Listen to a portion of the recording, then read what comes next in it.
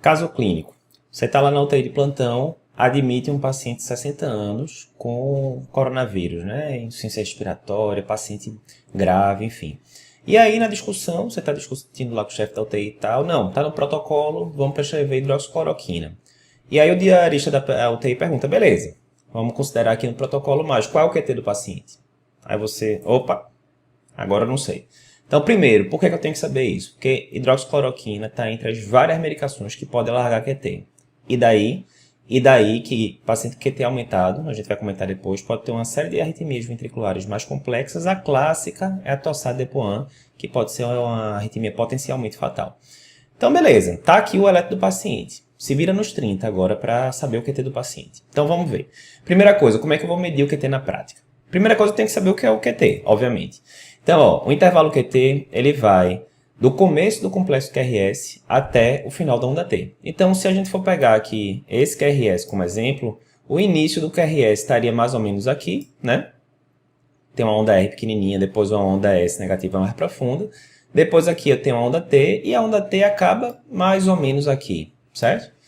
Aqui a gente vai fazer a abordagem bola na rede, certo? Tem formas com mais detalhes para você definir esse final da onda T, método da tangente. Vamos fazer uma coisa bem bola na rede.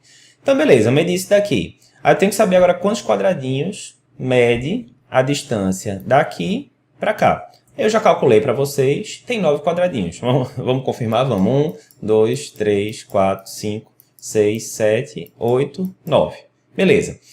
9 quadradinhos, lembra quando está no elétrico com a padronização normal? Cada quadradinho desse tem 40 milissegundos. Ou seja, agora ficou fácil. 9 quadradinhos, cada um mede 40 milissegundos. Ou seja, o QT do paciente é de 360 milissegundos, certo? É tetra, acabou, já calculei, fácil demais. Não é tão simples. Não é só mediu isso, acabou, não. Não é. Por quê? Porque você vai ter que corrigir o QT pela frequência cardíaca do paciente. Resumindo, quanto mais alta a frequência cardíaca do paciente, se ele tiver muito taquicárdico, frequência 120, 130, 140, o QT tende a encurtar. E se ele tiver bradicárdico, frequência de 40, 50, o QT tende a alongar. Então, para você corrigir isso pela frequência cardíaca, você tem que usar algumas fórmulas. Aí, como é que eu faço para corrigir o QT pela frequência cardíaca? Resumindo, eu tenho várias fórmulas, mas se a frequência cardíaca do paciente tiver entre 60 e 90, você usa a Bowie fórmula de Basset, aquela que você aprendeu na faculdade. É um artigo de 1920, pense o novo, mas até hoje está aí funcionando. Já se a frequência cardíaca for abaixo de 60 ou acima de 90, isso de acordo com as diretrizes da Sociedade Brasileira de Cardiologia, você vai ter que usar outros tipos de fórmulas que eu vou falar depois, certo? Então, a primeira coisa é o seguinte, beleza, eu já sei que não é só fazer aquela multiplicação básica que eu tinha feito antes, eu vou ter que corrigir pela frequência cardíaca, e agora eu tenho que saber qual é a frequência cardíaca do meu paciente, para saber que fórmula usar, correto? Beleza, como é que eu faço para saber a frequência cardíaca? Ah, Eduardo, é fácil, ó. Eu dei um zoom aqui embaixo, ó, frequência de 75. Ah, fácil, o aparelho já me disse. Realmente, tem alguns aparelhos que dizem a frequência cardíaca já, e é um dado bem confiável, via de regra, que os aparelhos medem. Mas digamos que você tivesse com um aparelho que não lhe disse já a fila da frequência cardíaca. Como é que eu faço para calcular? Não tem estresse.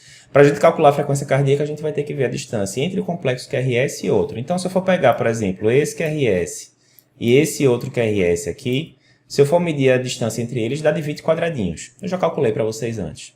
Certo, Eduardo, não é? 20 quadradinhos e, bem, só lembrando, né? A gente tem várias formas de calcular a frequência cardíaca a partir do eletro. Se o ritmo for regular, a regra mais clássica é essa daqui, né? Que eu divido 1500 pelo os números de quadradinhos que tem entre um QRS e outro. É o caso desse paciente, o ritmo é regular, aí é simples, é só pegar 1500 dividido por 20, vai dar o quê? Frequência cardíaca de 75. Sim, Eduardo, o aparelho já tinha dito isso, eu lhe disse, a frequência cardíaca que o aparelho calcula, via de regra, principalmente em ritmo regular, é bem confiável. Mas é bom você saber calcular também, se o aparelho não lhe der, né, o número. Beleza, e agora? Agora, resumindo, tem vários tipos de fórmulas diferentes que não vale a pena você ficar calculando, decorando, porque isso aí tem em qualquer aplicativo, um bocado de site na internet tem isso de graça. Exemplo aqui, Medical, que você bota lá no o MDCal, que você bota no Google, QT Calculation, aparece lá de graça. Tem um bocado de aplicativo que calcula também, eu uso o Calculate, que é de graça, tem no iPhone, enfim. Então, vê, ó, aqui, ele já diz as fórmulas que tem disponíveis, certo? Basset e essas outras três aqui. Resumindo aquilo que eu já disse para vocês, se a frequência cardíaca do paciente estiver entre 60 e 90, vou usar o Basé mesmo. Se tiver abaixo de 60 ou acima de 90, posso usar qualquer uma dessas outras três. Geralmente tem diferenças muito pequenas entre elas, certo? Beleza, agora eu tenho que colocar os dados do paciente, né? Ó, já escolhi que é a fórmula de Basé, tá aqui em verde, certo? Aí depois aqui eu tenho que botar o heart rate, né? Que é a frequência cardíaca. A gente já não tinha calculado antes? 75, botei aqui.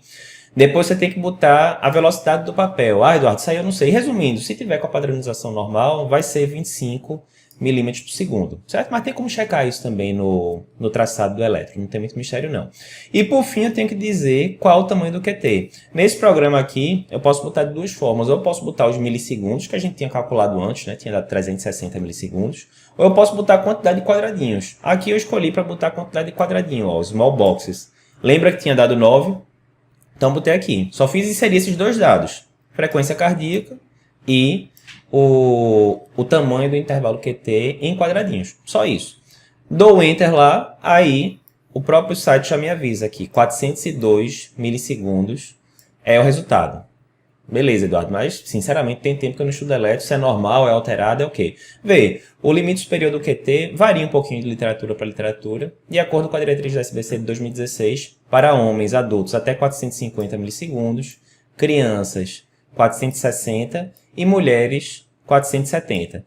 Então, esse paciente, né, no caso masculino, qualquer que fosse o gênero, estaria normal, né, 402 milissegundos, mas completamente normal. Beleza, vamos voltar para o caso então. Ó. Acabei de internar paciente na UTI, 60 anos, homem, insuficiência respiratória. É o protocolo da UTI fazer hidroxicloroquina para esses pacientes mais graves. Chequei o eletro, calculei bonitinho. Aqui é QTC, né? QT corrigido pela frequência cardíaca. E deu 402 milissegundos. O que é que eu faço? Bola na rede, sem problema. Não tem limitação ao uso de hidroxicloroquina por causa do QT nesse momento, certo? Um macete importante é o seguinte, qual seria a limitação, Eduardo? Isso tem várias sociedades colocando diretrizes, recomendações, a grande maioria baseada em opinião de especialista. O que a gente sabe, já tem muito tempo, é que as arritmias mais graves, como o tossado, geralmente, por exemplo, elas só costumam acontecer quando o QT corrigido está acima de 500 milissegundos. Por causa disso, o American College of Cardiology, que é uma das sociedades americanas de cardiologia bem grande, recomendou que para pacientes internados é contraindicação relativa, não é absoluta, mas assim, você vai ter que ponderar bem. Se o QT corrigido estiver acima de 500 milissegundos, abaixo de 500 milissegundos, você vai ficar ali sempre alerta, vai repetir alerta depois de alguns dias, depende do protocolo, certo? Mas acima de 500 milissegundos você fica bem alerta. Aqui está 402 milissegundos, está completamente normal, então dá para começar sem problema. Ah, Eduardo, se tivesse 520 milissegundos, mais uma vez, aí é pesar custo-benefício, você tem que ver se tem outras causas que dê para corrigir. Ah, o paciente está com potássio baixo, magnésio baixo, que a gente sabe que alarga QT. Corrigiu, repete o eletro daqui a algumas horas, pode ser que já tenha diminuído mais, e assim por diante. Mas decora esse número 500 milissegundos, que é o que preocupa mais. Fica ligado, então, dica de como calcular o QT na prática no seu paciente com Covid. Gostou desse conteúdo? Não esquece, então, você que está inscrito na Semana do ECG Sem Medo, ativa o lembrete para a primeira aula. A primeira aula vai acontecer dia 18 de janeiro, 20 horas, aqui mesmo no YouTube. Então, você clicando no link que aparece aí na sua tela, você consegue ativar o lembrete e aí o próprio YouTube vai te lembrar na hora que a aula começar. Te aguardo lá.